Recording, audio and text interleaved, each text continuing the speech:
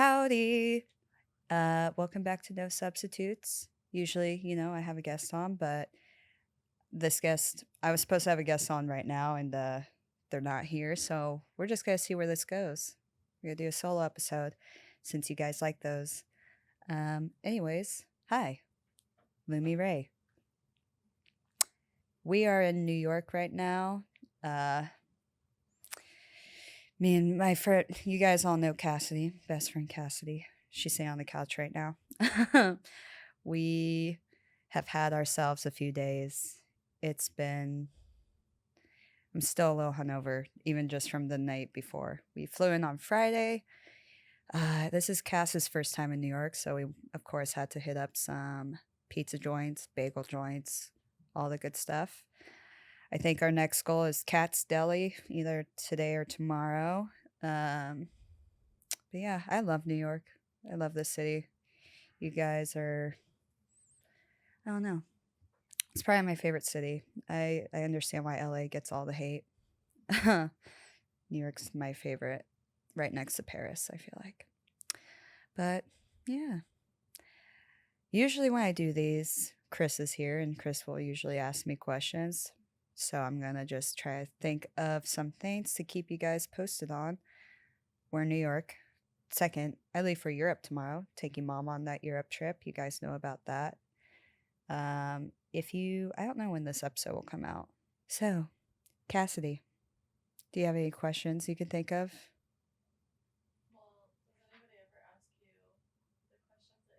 Oh, I guess I could do that.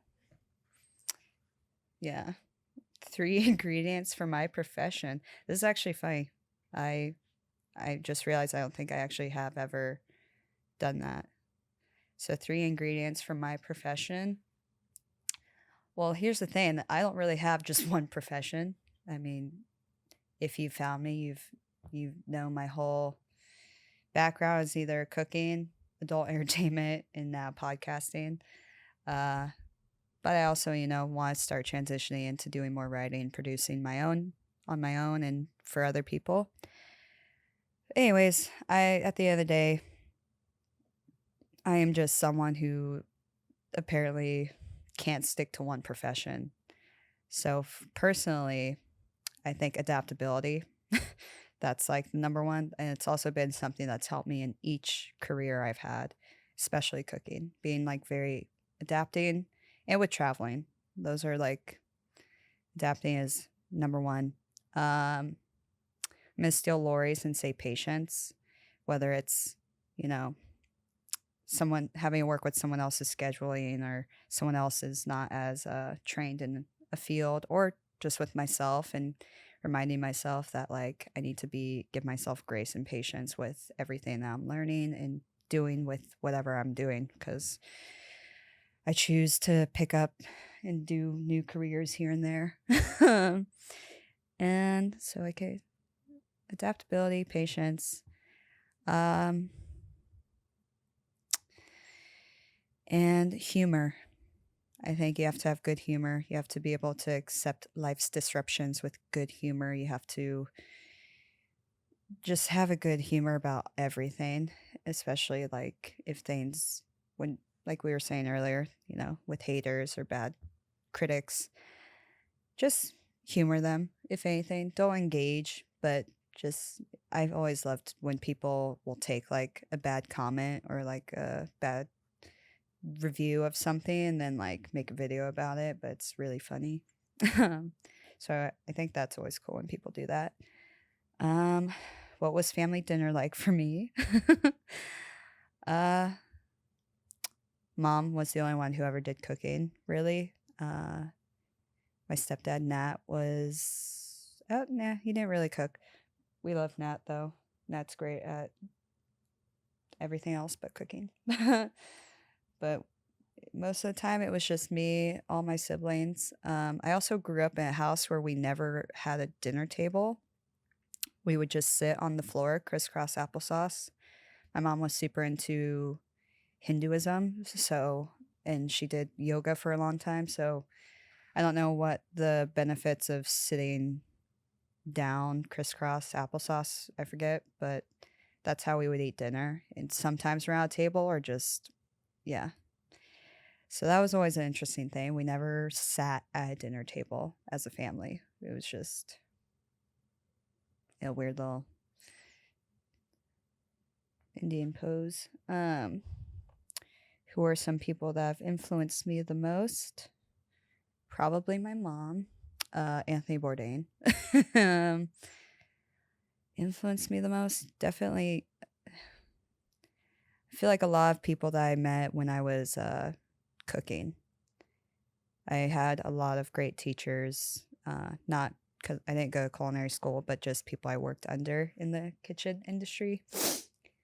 Uh, whether it was about, again, having patience with myself and not getting in the weeds and losing my temper or losing my cool, uh, and kind of just to like leave the bullshit at the front door. That was like a really nice mentality. That's helped me a lot with like each job I've had, is to not bring in, whether you have fight with your boyfriend or something, something's like off in your personal life, to not let it affect your work. Um, so I try really hard to not bring that. But it's funny because now with podcasting, it's kind of like I, I feel like if I am vulnerable about that stuff, people feel, it actually benefits me more now rather than just being quiet and stern and stoic.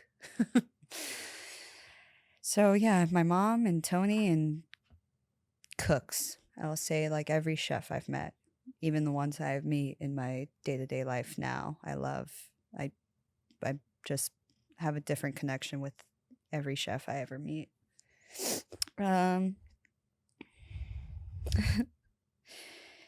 well, all these questions were like meant for him, so it's kind of funny trying to I'm like, what do I miss about Delaware? I don't live there. Never lived there. Um a life event that shaped me, probably when my sister passed away. I feel like that was just well, actually the whole event of her being diagnosed with brain cancer. Uh there's like a 2-year period in my life where ages 8 to 10 were just it to this day. I'm still feel like I'm healing a lot from that period. I even went to get acupuncture done, and I don't know how into Eastern medicine you guys are, but he was reading my energy and talking about a wound that I still needed to heal from when I was 10. So I was thinking about, I've been reflecting on that time period a lot lately, uh, just from that session I had. But yeah, from ages 8 to 10, it was like I was living in Southern California where I was born. Well, I was born in Newport, lived in Riverside. Uh, and then my sister got diagnosed. And also at the time, it was just my mom and me and my brother and my sister. So she was raising us on our own already. Like, that was a pretty stressful time.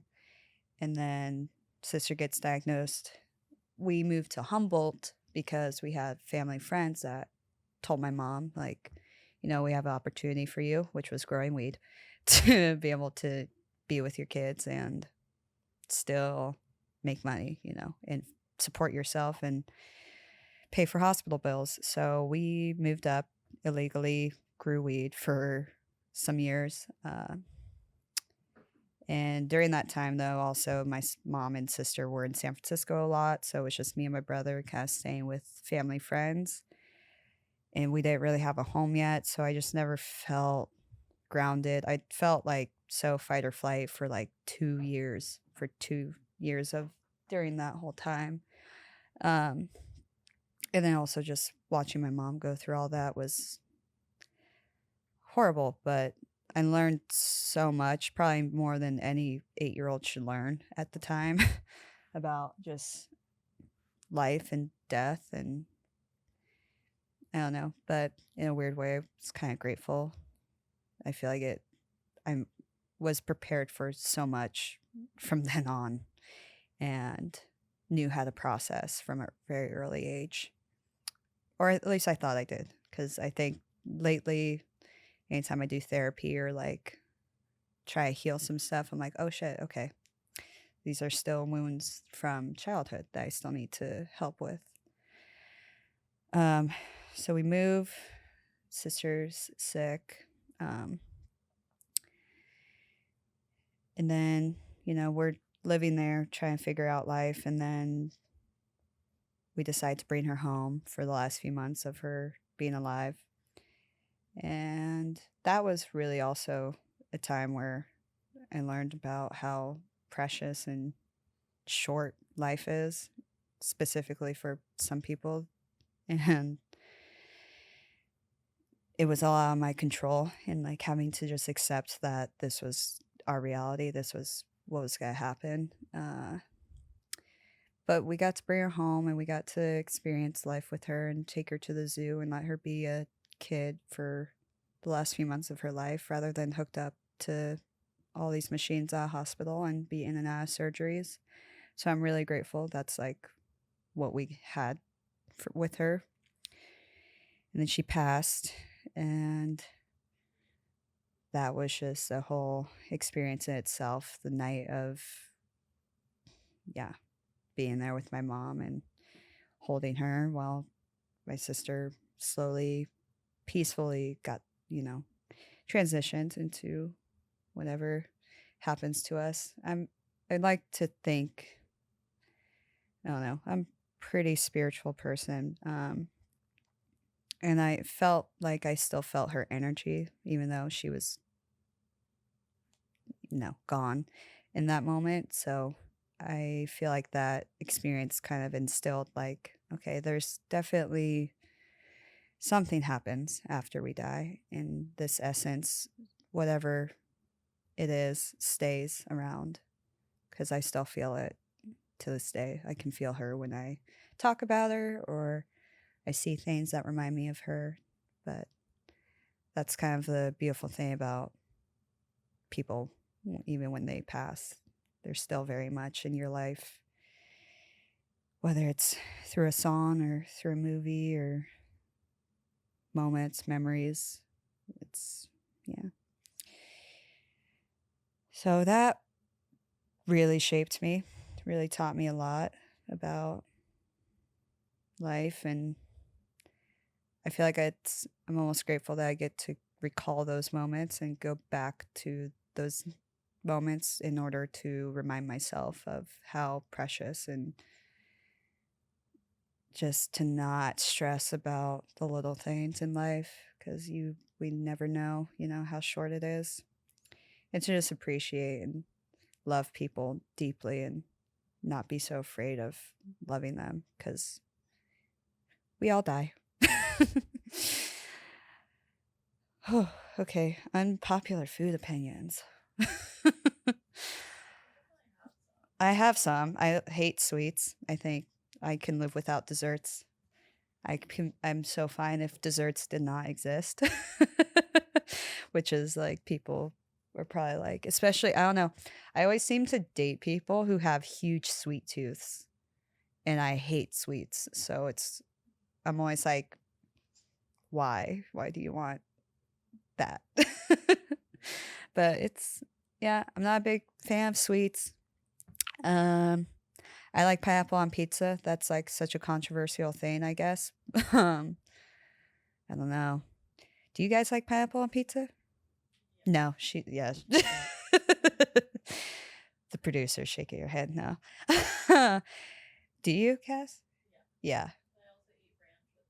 She also eats ranch with her pizza, though. See, so she was worried coming to New York. She's like, "What's gonna happen if I put ranch on my pizza? Are New Yorkers not gonna be nice about it?" I was like, "I don't know. I mean, maybe not the Italians, but New Yorkers, I don't know." Yeah, we went to Lucia's yesterday. That was really good. They have a picture of Tony Danza just hanging up. Is this like your guys's deity, or like, why is Tony Danza? But I guess he signed it too, though. I saw, but I was like, well, that's fine. I don't know.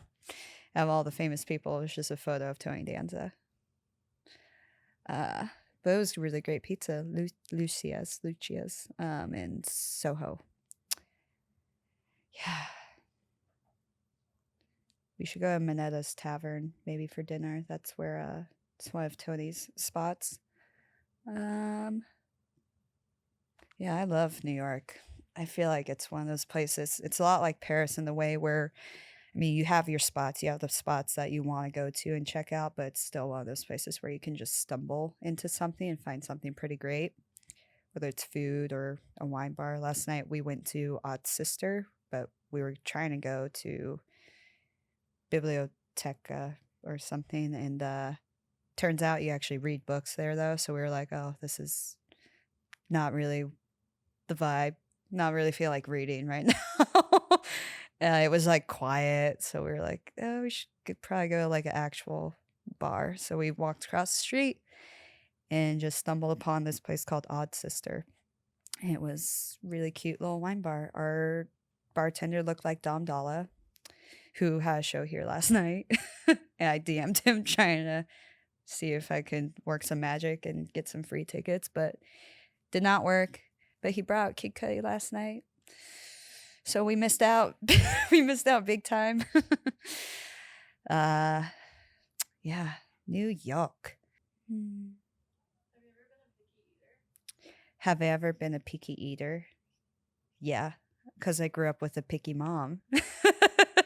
I grew up with a picky mom, and it wasn't until I met Nat, my stepdad, uh, did I learn, like, in that. I feel like when you grow up with just a mom, you probably know this too.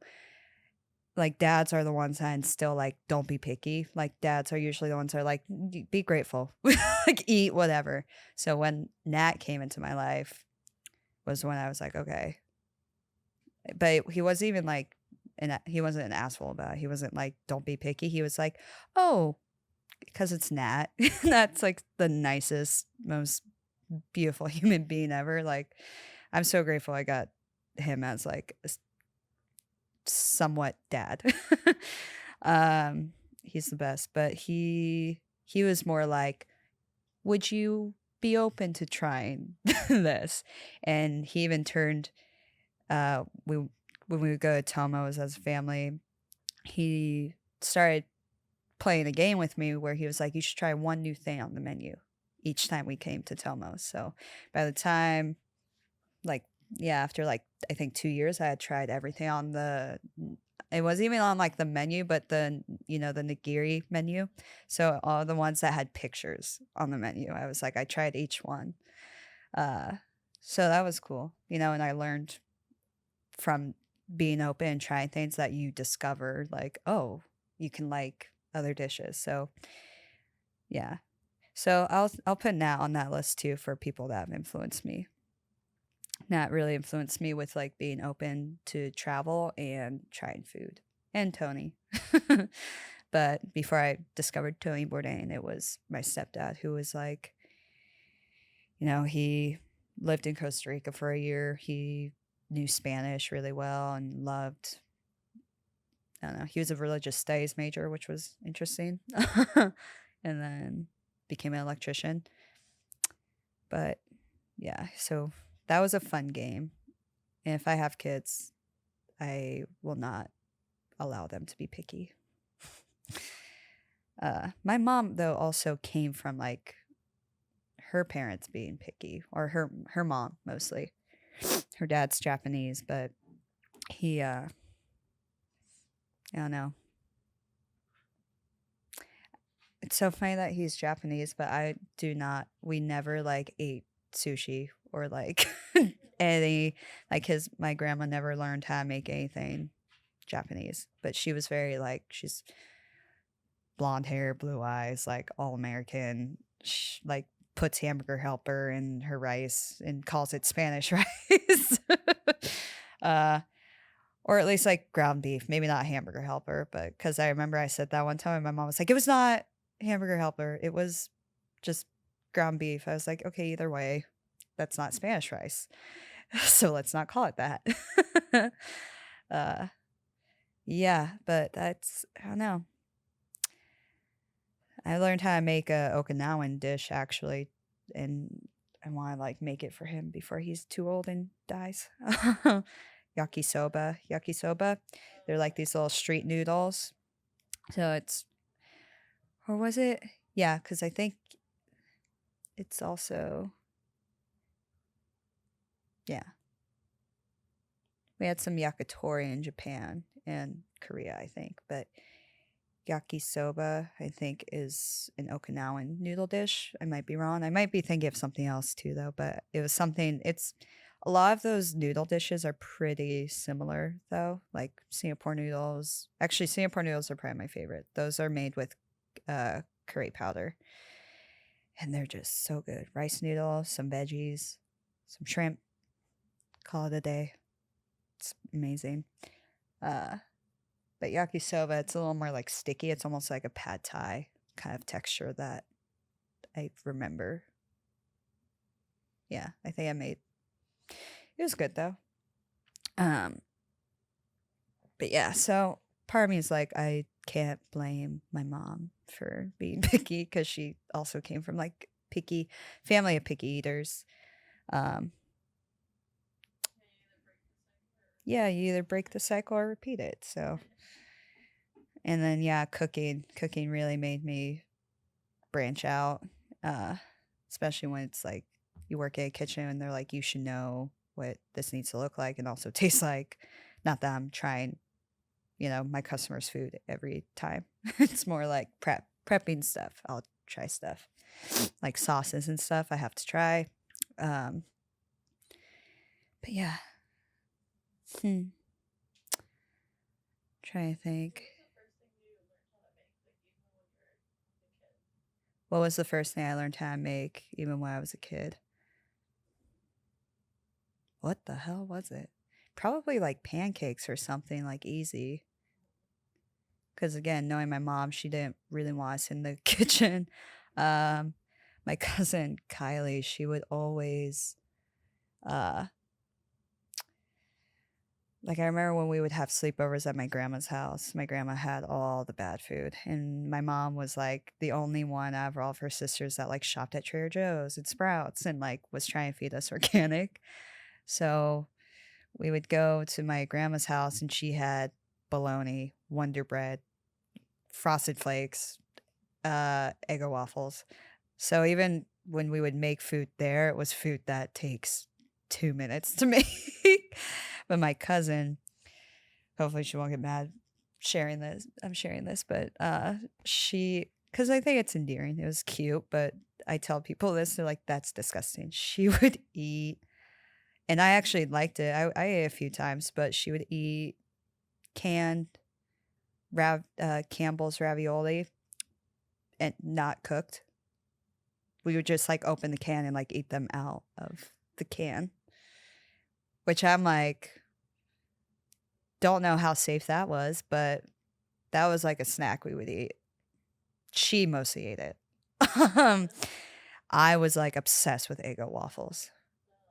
Yeah. So I loved Eggo waffles, but when it came to cooking, yeah, I'm like, maybe, yeah, eggs and like pancakes. I think I got into, because I remember watching Matilda and watching Matilda make her own pancakes and breakfast. So I like think I did that one time. I was like, Matilda did it. I'm gonna learn how to make pancakes. Uh, it was good. Yeah, it's crazy how much I did not cook until working at Renata's, though. It's so weird to think about. I went like 17 years of my life not really cooking, not really having interest in it, and just having someone see that energy in me and be like, you should be back here. It wasn't even like I wasn't even trying to be a cook at Renata's at the time. I was just hosting, and I guess just like how efficient and like, I don't know, OCD I was. This girl, Jen, I was working with, she's also a redhead, also a phenomenal cook that I learned a lot from. Jen and Liberty, uh, two female cooks that taught me a lot and took me under their wing when I started working at Renata's. And they were like, you should get back here. They called me Sass Monster. That was my nickname at Renata's. So they were like, Sass Monster, you should get back here. You should put some of that energy into like cooking. I feel like you would do really well back here. So they started training me. And since then, like, I fell in love with it and then started like doing more, just teaching myself how to cook dishes here and there outside of the restaurant that I was working at. Uh, and then there were just times where like I was working at Phoenix, Renata's, Larapin. There was a time I think there's like maybe a week I did this where I was working at all three.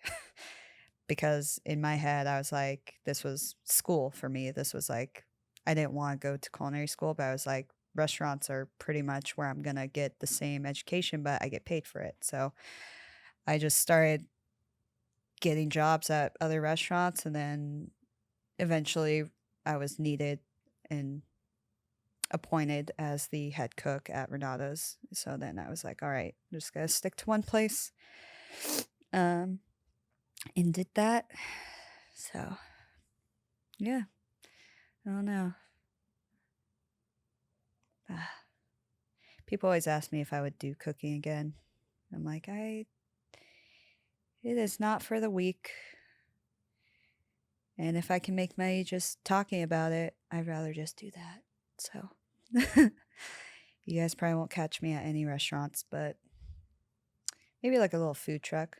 That pop-up was super fun. I did an anti-Trump pop-up called Dictators, where I was serving tater tots for free in order to promote, yeah, you know, the election shit. So that was fun. I would love to do more projects like that. If anyone has fun ideas or wants to collab on something, I'm really good like with this. I'm really good at not doing the heavy lifting anymore and just showing up. Love doing that. So if there was a way I could do that with cooking, I'm all for it.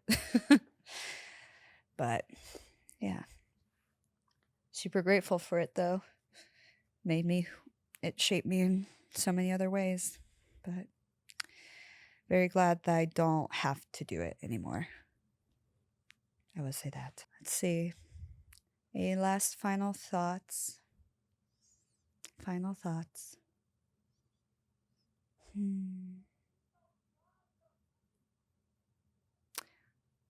Yeah, I don't know. There's not too much when it's just me. So let's see. Any projects coming up? No. Anyways, you guys be sure to like, subscribe.